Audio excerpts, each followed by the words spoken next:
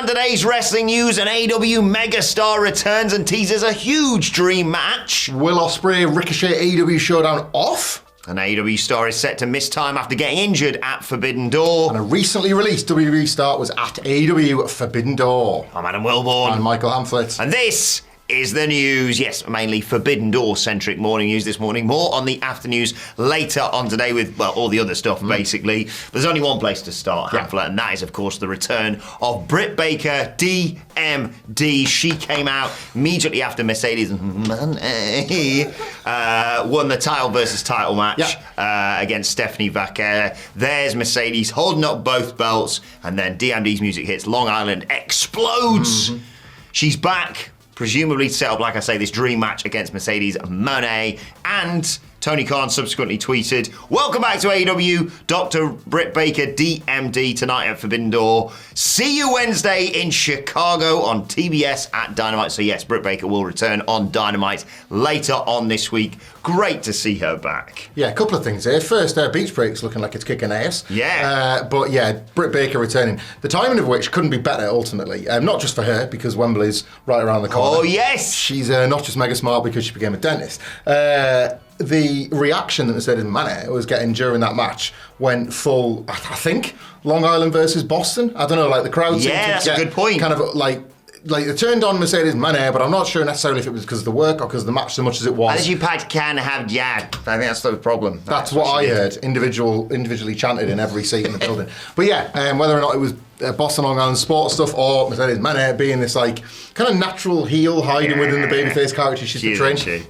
When you have a AEW original, a sort of, yes, she's been a heel too, but a beloved figure in terms of Britt Baker making a return there and then. The contrast between those reactions couldn't have been better for the match that inevitably happens. For those that haven't seen Forbidden Door yet as well, they were very coy and clever with how they sort of blocked all this. Mercedes, as you say, is in the ring holding up the belts, and she's almost got like a smug grin on her face that she's rubbed it in the fans. It's a good face. Like the nose in the fans' faces. But when Britt Baker walks out onto the ramp, she appears, gets her pyro, stares down Mercedes from the ramp, but then they don't give you any more than that. The face-to-face is like something you want to see, but you've got to now wait for it. You've got to watch Dynamite. And presumably, maybe this is the beginning of the start of the build to Wembley. I mean, don't get me wrong, I'm a lover of AEW's rich history of four-ways, but they have a massive singles match on their hands. They like a proper pro wrestling dream match. Presumably, Britt Baker's schedule on that day will be a bit of dentistry in the morning, all in Wembley in the afternoon/evening, and then I don't know what she could do afterwards to keep herself entertained. Well, it's the Crystal Club, is it not? I've got a great event called Sweet Chin Disco taking place just a minute's walk away from Wembley. Barely even that, mate. Like the location.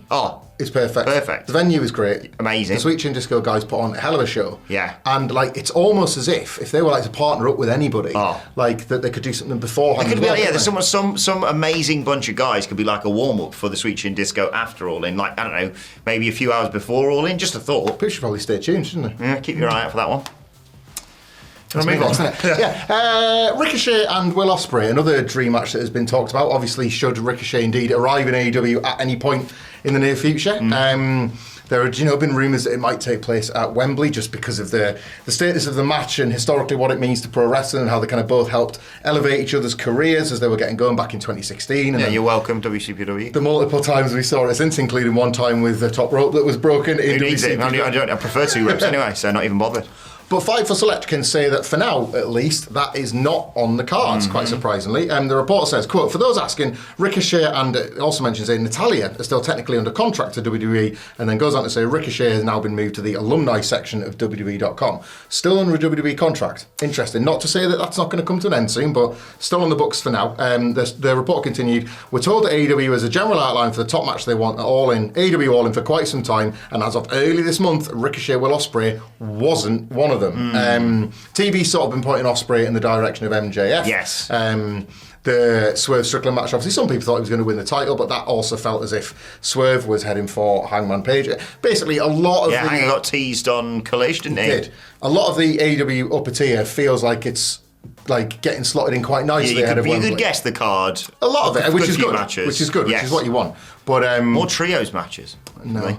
But Ricochet, who obviously if he was available might well be a top contender to be on that show, doesn't seem like he's going to get that match. That doesn't mean that the move to AEW is off. No. But the Ospreay thing might be parked for And now. there's also a bit of me that's holding a candle for a shocking Ricochet return that they've sort of, they potentially were going to do it with Drew and then The Rock gave him a sword. Yeah. But the whole idea of like, yeah, looks like this guy's leaving. Oh, wait a second, he's back. But he was in the alumni section of the website. Like, I don't know. There's an element of the way he was written off that you could read into two ways. Either, well, that's him gone forever, or he's going to kick open the doors of an ambulance during the IC title match or whatever, or Samantha Irvin's going to be like, well, he's back, bitch, right? I don't know. I'd probably lean towards him going to AEW. But like I say, the Ospreay match is money whenever you do it. I'd obviously selfishly like it to be at All In, but it's not exactly like MJF's a bad replacement. That's going to be an incredible match. And speaking of which, I don't know why I'm thinking about this alongside MJF. Got to love that new MFT t-shirt that Tama Tonga was wearing on SmackDown, mate. Yeah, I can see where the confusion came from. What are you talking about? Just a little bit. One last thing on Ricochet, by the way. Also, did you see Fightful Select reporting he did a poo over the weekend? Yeah. MJF, this is. There's a poo in there. Basically, the whole MFT, that looks a bit familiar, t-shirt thing. He was like, yes, I've seen it, stop reporting on it, I could do a poo, but he didn't say this, he said the ruder version of this. I could do a poo and you'd report it. And John Rossap was like, fair play to him, challenge accepted. Smells like poo in there. No, one last bit on the Ricochet thing, of course. This is thanks to our friends at the Alphabet. If you go to the alumni page now, who is he next to? Rick Steiner. So that's a nice bit of lore, isn't it? Right next to the father of the man that took him out. I didn't even put those two together. Good work. Well, that's what letters are for, because that's what they do. Now I know my ABCs. Next time, book that match with me. 3. It's Ricochet. Yeah. Right, some bad news coming off the back of Forbidden Door around a person even who's got injured. I've said player there because I've got Euro 2024 on my mind. Understandable considering yesterday's events. Leo Rush unfortunately suffered an injury in the ladder match, wild ladder match that it was. Konosuke Takeshita just over like Rover. Yeah. Jack Perry, I thought was kind of the ideal winner. Well, we'll be talking about it actually all later on today. Mark Briscoe went nuts. Jesus, yeah. How many bumps would you like to take, Mark? Yes. We'll talk about it on our review later on today. What Culture Wrestling Podcast YouTube channel or What Culture Wrestling Podcast, wherever you get your podcast from, of course. And Miller will be here later on with his ups and downs. But yeah, unfortunately, Leo Rush sharing on social media, I'm not suffering, but man, am I in some pain. What a night, what a match. I'll be back for more. Thanks to everyone for riding with me on this journey through the Forbidden Door and then beyond wrestling. Also announced that Leo Rush suffered an injury in that ladder match and therefore won't be wrestling for them on Thursday the 4th of July. They're working to find a suitable replacement, but yeah, always unfortunate when people have to miss out on bookings and stuff like that. Yeah. But it's a ladder match; it sort of comes with the territory, doesn't it? It does. I think I probably speak on behalf of everybody that has yet again enjoyed Leo Rush returning. Oh yeah. To wrestling through AEW. I know he's like been around everywhere and been within Japan and things like that, but he is this guy that like returns from an absence or a sabbatical or whatever, and then you're just so thrilled to have him back. Like Jeff Cobb. Yeah. Who, again, like excellent on Forbidden Door last night in spite of factors. But Leo Rush, I think he's kind of been one of the more consistently exciting wrestlers in this little mini AEW return he's had. And I hoped Forbidden Door wasn't going to be the end of it because of the New Japan crossover. And I hope now, because of the injury, this isn't the end of it either. I would, we obviously with all wrestlers, we always wish them speedy recoveries. But Rush at the moment really feels like he was finding like a rich vein of not just in-ring form, but the character was feeling like it had fit more than it ever had before as well. He kind of like, I don't know if it started with maximising your minutes to just becoming a guy that you wanted to see. And if you consider how big that roster is and how sometimes people get caught on like the Collision Rampage cycle more than the Dynamite one. Like Leo Rush was rapidly becoming like a priority player, wasn't he? And it's just I hope he gets well soon. Obviously, sadly, he's going to miss the independent date. It's a reality, I guess, of AEW having a far more like flexible working relationship with indies that occasionally. Yeah. But they have mentioned that there's going to be a suitable replacement, and there is precedent for Tony Khan acknowledging the situation and then maybe sending somebody else for a nice. Yeah. I don't know, like lights off, lights on. Oh my God, it's them. So maybe keep your eyes peeled to see exactly who it is replacing Leo Rush later this week. Yeah, I haven't seen any other updates on this. No. The implication from his tweet is it isn't as serious as like long-term injury, and it's just like I say, maybe you need to take the a date's week like Thursday night, isn't it? You need to take a week or two off maybe to recover, but fair play to everyone who took those ridiculous bumps in that match, and get well soon to Leo Rush. We love him here at What Culture. Indeed. Right, to AEW's backstage area. take the stupid sunglasses off because he's inside of it. Dijak was at Forbidden Door over the weekend. You could feast your eyes and watch the entire show and you wouldn't see him because he didn't make an appearance on camera.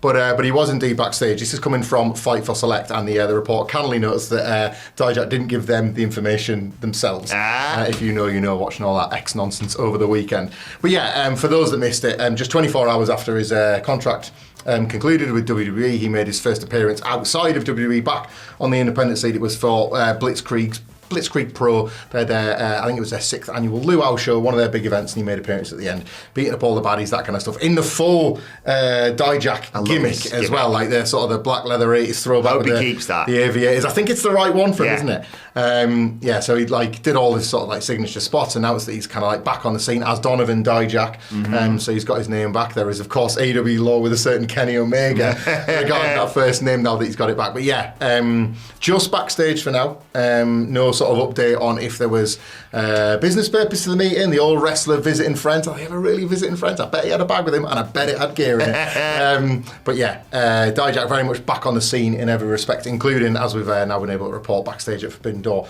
I guess we'll just have to. You'll just have to keep it here to hear what happens next for the big man. Yeah, me and Sidge speculated on the preview podcast for Forbidden Door whether or not he could make an appearance, because like I say, his contract expired. It wasn't. There's no non-compete or anything like that. He can just, as he has, show up wherever he wants from now on. I'm very biased, so I'm always sitting here going, that's it, no more. Don't sign anyone else for the rest of 2024 unless, you know, John Cena's contract comes up or whatever. Yeah. And then someone like Donovan Dijak becomes available, and you would assume that he's not going to be top of AEW's priorities right now. You know, he may, I think he would be great in like a TNA or whatever going forward. I think he would have been great sticking with WWE if they were smart enough to book him. Yeah. But I'm not going to rule out him going to AEW and getting the All Elite treatment very soon. I said to Sidge, could easily see it being like, oh no, Mark Briscoe's down backstage, but who's going to replace him? It's the 2.0 effect, this. When an NXT call-up happens on the main roster, it's like when a Wilborn's children's just graduated. Like Dijak, a long tenured, decade-plus career, but it's like, but you're on the show I love, so now I love you more. Exactly. Like, that's it. It's like just another one of his kids. God, sometimes you've got to, what is it, let them go, yeah. And then if they come back, you know, the love is real. Cut the apron string, yeah, whatever so it that's is. it. Like right now, it's like, son, if you want to go off to AEW, you do that. But you just know that you're welcome back here whenever you want. Nested Zora on your own, go on. But yeah, best luck to him. He's brilliant. Absolutely, yeah. I think he's really rediscovered his form. Just a shock that WWE thought that he wasn't. Like NXT were like, we could have used him. Yeah. It's like they called him up and then we don't want him actually. Wrestlers like proving organisations wrong, don't they? So we'll see how that goes. We'll keep you posted on that, and we'll keep you posted on everything else that went on over the weekend with the after news later on today. In the meantime, why not check out this video right here? We'll see you later.